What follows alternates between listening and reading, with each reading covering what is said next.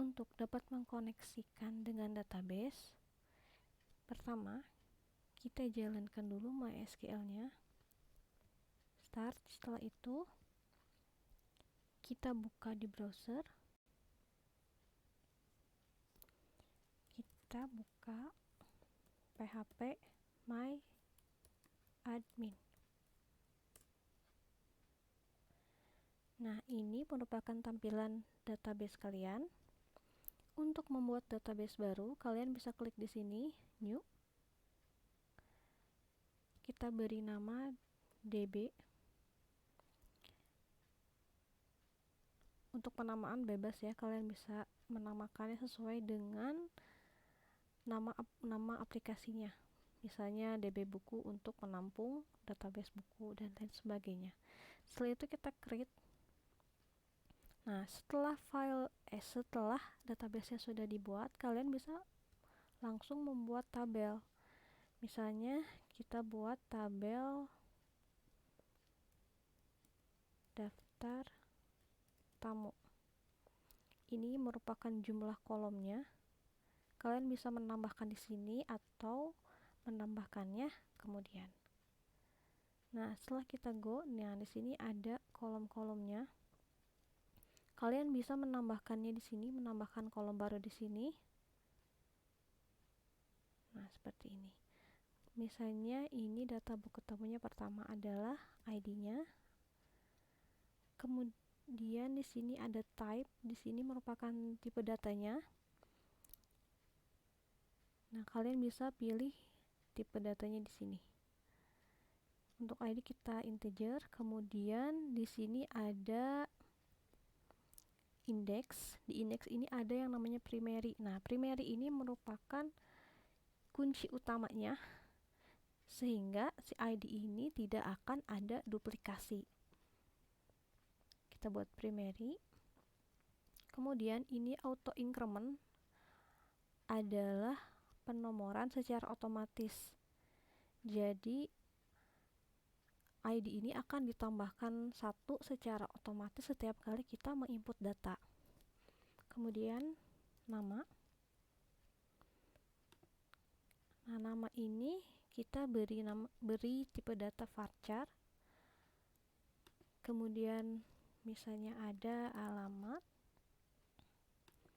Alamat kita dapat beri tipe data teks. Kemudian di sini ada email. Email kita dapat beri tipe data varchar dan di sini misalnya ada keterangan. Keterangan ini kita bisa beri tipe datanya teks. Nah, di sini ada length atau value. Nah, ini merupakan jumlah dari karakter yang dapat dimasukkan ke dalam database. Misalnya di sini integer kita bisa kosongkan. Ini tuh defaultnya adalah 13. Kalau kalian hanya ingin memasukkan tidak lebih dari 3 angka, misalnya 1, 2, 3, kalian bisa tuliskan di sini lengthnya 3. Kemudian untuk nama, karena nama bervariasi, kalian bisa masukkan 100 atau 255, terserah. Kemudian untuk alamat, karena ini bentuknya teks, teks itu tentunya lebih panjang daripada varchar. Nah, ini kalian bisa kosongkan. Kemudian yang varchar untuk email kita bisa kasih 100 untuk lengthnya. Kemudian untuk terangan tidak perlu. Setelah itu save. Nah, ini merupakan tabel yang telah dibuatnya. Nah, ini tipe datanya. Kemudian ini ada auto increment dan ini kunci ini menandakan bahwa ID merupakan primary key. Nah, untuk memanggil database ini kita bisa tambahkan di sini menggunakan fungsi mysqli connect. Kita tuliskan nama lokalnya, yaitu localhost, lokal servernya. Kemudian nama username defaultnya adalah root, kemudian password. Nah, passwordnya untuk defaultnya adalah tidak ada password, jadi kita bisa kosongkan. Kemudian di sini adalah nama databasenya.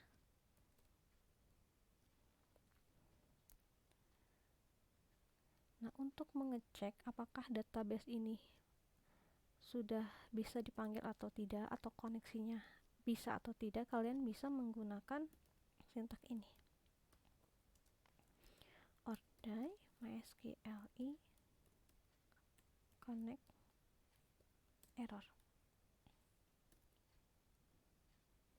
Misalnya kita DB-nya kita salahkan, DB tamu.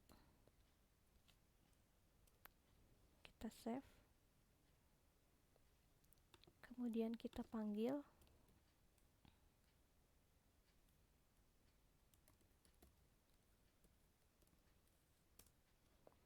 Nah, di sini ada errornya, unknown database tamu. Unknown itu berarti tidak diketahui. Jadi database tamu itu tidak diketahui, artinya tidak ada. Atau kalian bisa menggunakan fungsi if mysqli connect no. Kemudian apabila koneksinya error, maka kita tampilkan mysqli connect error. Akan tetapi apabila koneksinya berhasil, maka kita tampilkan koneksi berhasil. Kita tambahkan BR untuk baris baru. Nah, ini elemen HTML kalian juga bisa sisipkan di sintaks PHP-nya. Kemudian kita save.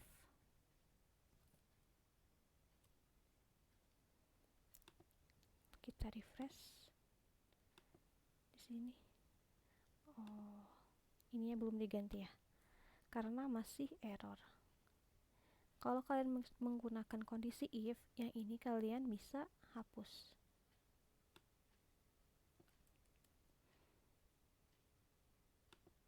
Ini kita benerin dulu database-nya. Kemudian kita refresh lagi. Nah, berarti koneksinya sudah berhasil. Di sini fitur-fitur yang bisa kalian gunakan, pertama kalian bisa mengganti name-nya, nama kolomnya. Nah, itu akan menjadi nama kolom ya.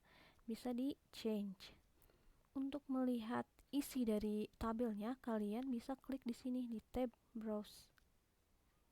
Nah, karena di sini kita belum memasukkan apa-apa, maka isinya kosong, hanya ada nama kolomnya. Untuk memasukkan data secara manual menggunakan phpMyAdmin, kalian bisa klik tab insert. Nah, ini untuk memasukkan data secara manual. ID-nya kita bisa kosongkan karena akan otomatis. Namanya kita tulis di sini, terus alamatnya. Kemudian emailnya dan keterangannya.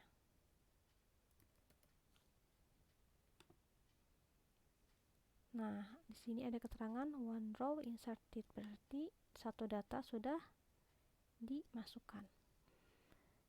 Kemudian, apabila kalian ingin mengirimkan file database ini sebagai tugas, kalian bisa mengekspornya dulu. Kita ekspor, langsung aja quick export. Nah, ini file daftar tamu SQL ini merupakan file yang bisa kalian kirimkan sebagai tugas. Nah, daftar tamu ini merupakan tabelnya, tabel daftar tamunya. Nah, untuk mengirimkan database-nya, kalian pertama-tama harus masuk dulu ke database-nya. Nah, di sini kemudian kalian bisa ekspor. Di sini langsung aja go. Nah, ini sudah terekspor.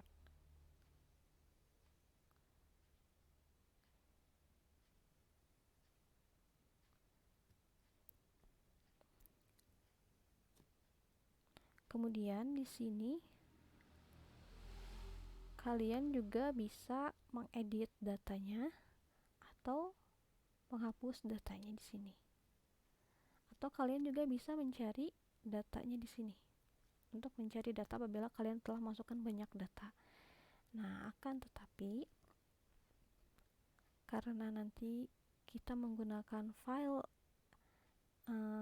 PHP, file dengan fungsi PHP, tentunya kalian tidak perlu menginsertnya menggunakan file PHP myadmin. Kemudian di sini ada operation. Operation ini kalian apabila ingin mengganti nama tabelnya, di sini daftar tamu, kalian bisa ganti misalnya menjadi daftar.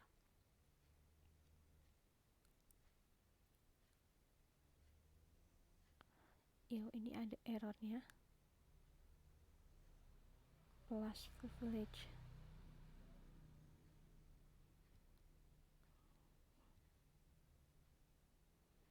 Tidak bisa diganti.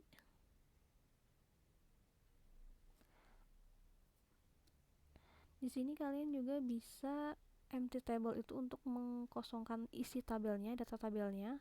Kemudian ada delete table atau drop itu untuk menghapus tabelnya. Ini karena tidak bisa di rename, harusnya bisa ini. Oh, ini bisa ya. Ini bisa di rename.